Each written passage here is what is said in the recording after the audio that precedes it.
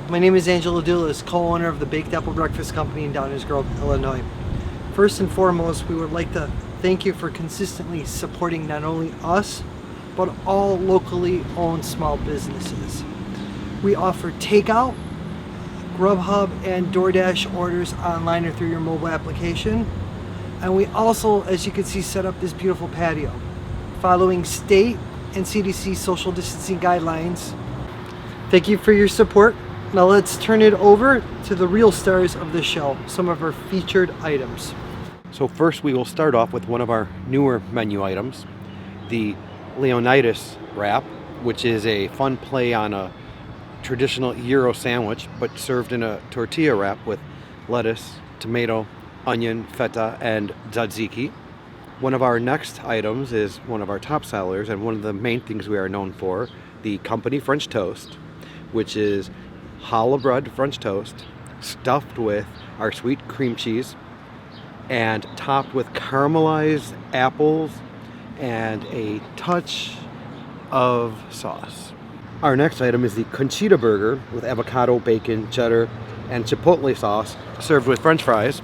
And finally, to bring it back to being a little bit healthy this summer, we are going to go with the chopped fouille salad, which is chopped salad greens, crisp bacon, tomato, avocado, hard-boiled egg, onion, chicken breast, feta cheese, and your choice of dressing.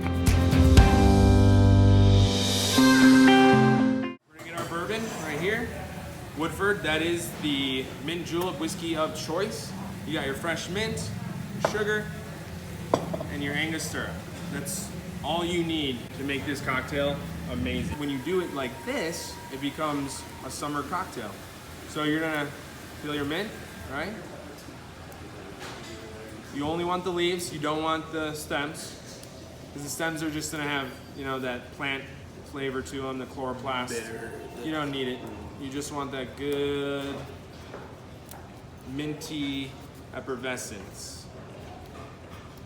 So you use a lot of mint. So that's the thing. A mint julep, you need a lot. It gets more mint in the mojito. Way more. Yep. I'd say double if not triple. Yeah, so when I buy it, I'm buying, especially if it's for even me and just 2 other people, I'm getting a bundle per person, more or less. Because you're gonna see in the garnish as well, like how much you're gonna use there.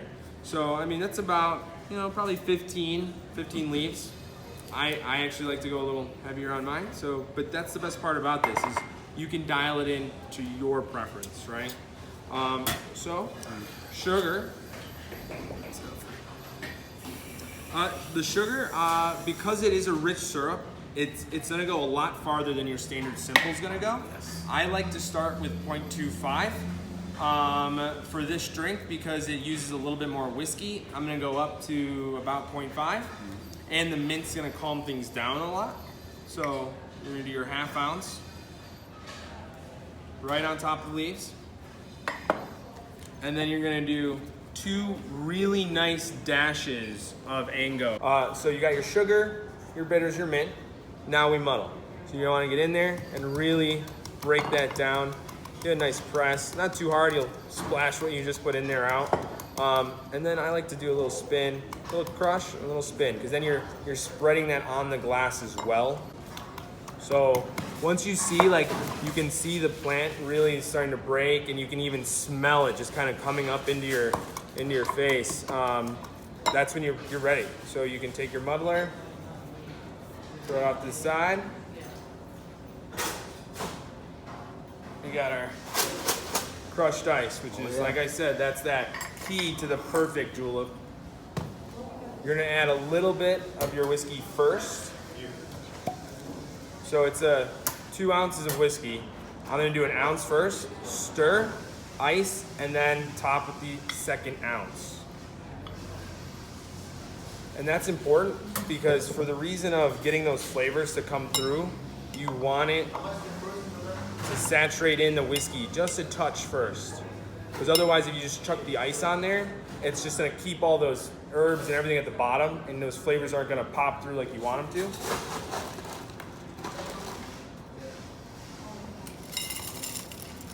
Nice and full. You want it packed in there, basically. I'm gonna give it a nice stir. Go back with your 2nd ounce.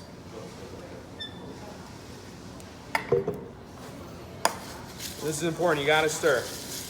Gotta stir, gotta stir, gotta stir. If you're kicking ice out, that's fine. You can just add it back, but you gotta cool it down as fast as possible. See how the glass is starting to get condensation very fast? Yep. That's what you want. You gotta break all those herbs up, get it good, all right. Then we're gonna top one more time with that final scoop of ice. Bring everything nice and top. So he did it very delicately. The way you're gonna want to do it, if you're at like I said, outside at the Derby, I mean you're getting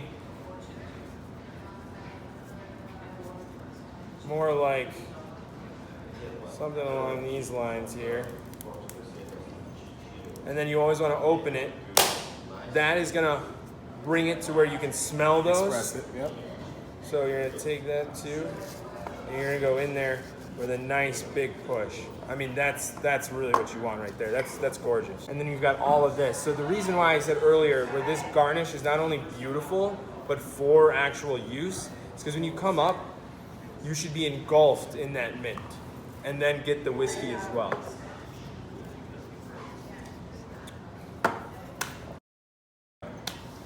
Sorry, whew, my bad. It's really good though.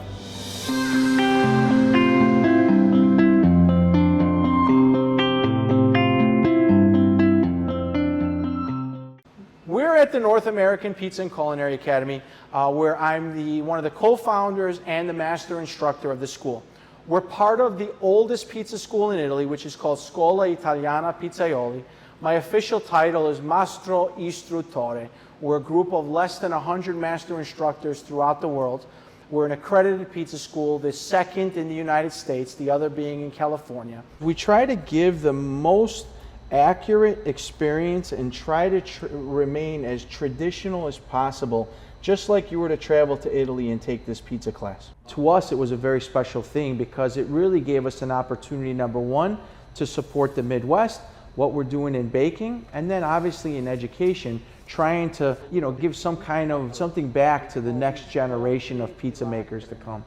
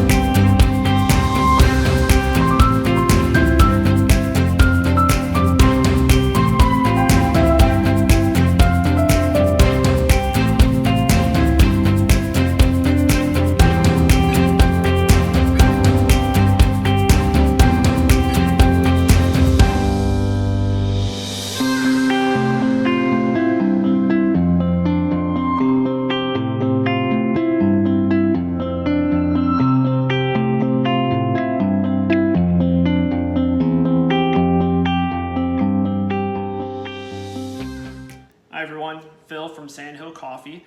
If you've never heard of Sandhill Coffee before, we are a craft coffee roaster, a fellow chamber member, located here in the Lisle area. Just to get started, a couple things that Sandhill really focuses on. One of the biggest things is buying direct from the farms. So we partner with farms from all over the coffee producing regions and purchase directly from them.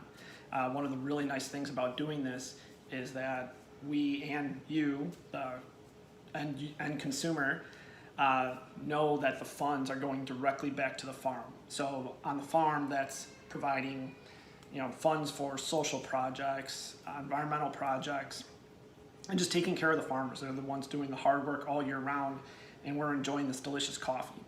So it's nice to know it's going directly back to them. Okay, so for today, I'm going to show you a quick at-home cold brew recipe. Something you can easily do with just stuff from your kitchen. You don't need any fancy brewing equipment. And then I will quickly touch on a couple of the coffees we have. Okay, so first we'll start with the cold brew recipe. A few things that you'll need: a mason jar,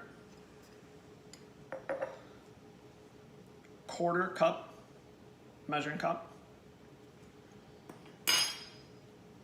and a strainer, a mesh colander, you know, whatever you have available that has pretty small mesh that won't let the coffee grounds go through. Okay, so to get started, put your mason jar and your quarter cup measuring utensil.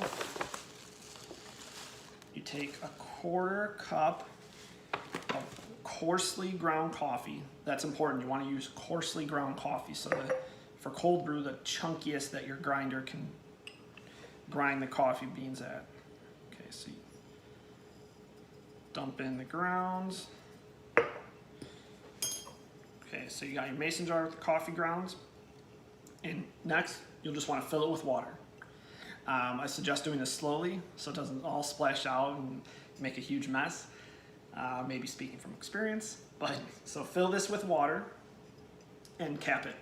Once you cap it, throw it in your fridge overnight. Overnight's the easiest way because time passes a lot faster, but you want to let this steep in the fridge for anywhere between 12 and 24 hours. This is the fun experimental part of this because try doing this at different time intervals to see the different flavors you get and see which one you like the best. So fast forward, take out our cold brew. Now it's time to strain it. So all you would do is take the cold brew, pour it into another cup that you have below. Don't forget that part either. And what you're left with is a concentrate, cold brew concentrate. So you can either drink this as is, if you like your really strong cold brew. You can dilute it with water. You can use it as in cocktails. You can get really creative with it. Cold brew is pretty forgiving. As far as storage goes, as long as you have a mason jar with a lid, your freshly brewed cold brew can last capped in the fridge for a couple weeks. We'll say 2 weeks, no more than that. You can slowly, take a little bit out, dilute it with some water, have your cold brew outside on a hot day, and then when you run out, make some more. So if there's any questions about that, please feel free to reach out to me. Or I posted a video on Sandhill's YouTube page that you can also reference. Next, we're going to talk about a couple of our coffee options. So here I have the light roast, dark roast. So our light roast is from Nicaragua. And like I mentioned before about buying directly from the farmers, as you can see the name on here, so that is Jose Francisco's plot of land. So it's Jose and his wife Emma. They take care of the coffee beans all year. They have a few acres, so it's kind of a nice micro lot, kind of unique batch of coffee. Really nice sweet flavors, kind of fruity flavors. So if you enjoy a pour over, brewing by pour over, that's an awesome one to try. Next, we have our mainstay. That's our rotating single origin dark roast. Right now, this is from Honduras. It's from a really cool farm that's doing some awesome work. Some really cool experimental things as far as different processes for processing coffee on the farm, which I can explain at a different time. But this is a really nice dark roast, good smooth drinking, makes a great cold brew. So if you like cold brew, try this one out. Otherwise, if you have any questions, feel free to reach out to me. Hope to see you at future chamber events in person in the future. Sandhillcoffee.com, check it out. If you have any questions, please reach out. Thanks. Have a good one.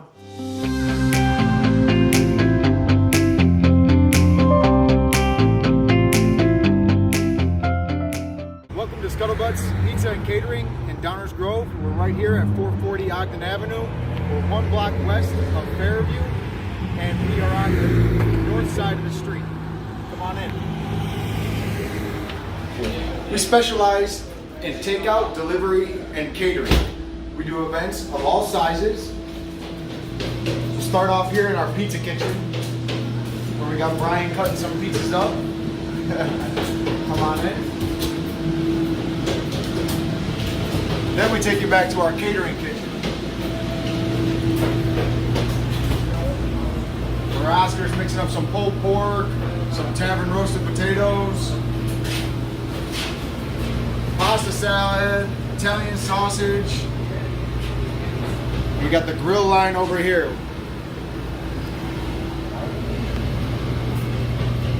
Now our newest, most popular is our drive-through window, where people don't even have to come in. They can just pick up their orders right here. We'll safely hand it out to them.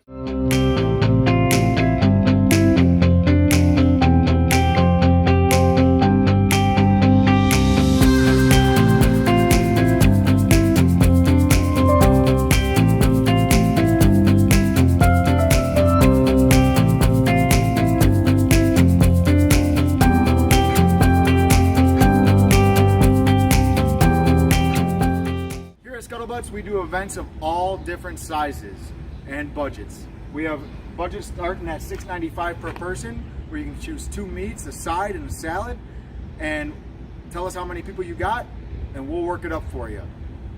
Other than that, we also have our on-site barbecue package, which includes our guys coming out in our trucks on-site to your location. This is an all-you-can-eat, all-inclusive smorgasbord. We're going to show you a little bit about what that's like over here. In time for a burger? Oh yeah. All right. Love it. We bring in the beef, 1/2 pound burger at a time. Beautiful. Enjoy. Thank you very much, sir. What do you got over here? Some pasta We salad? got some pasta salad for you and a house salad.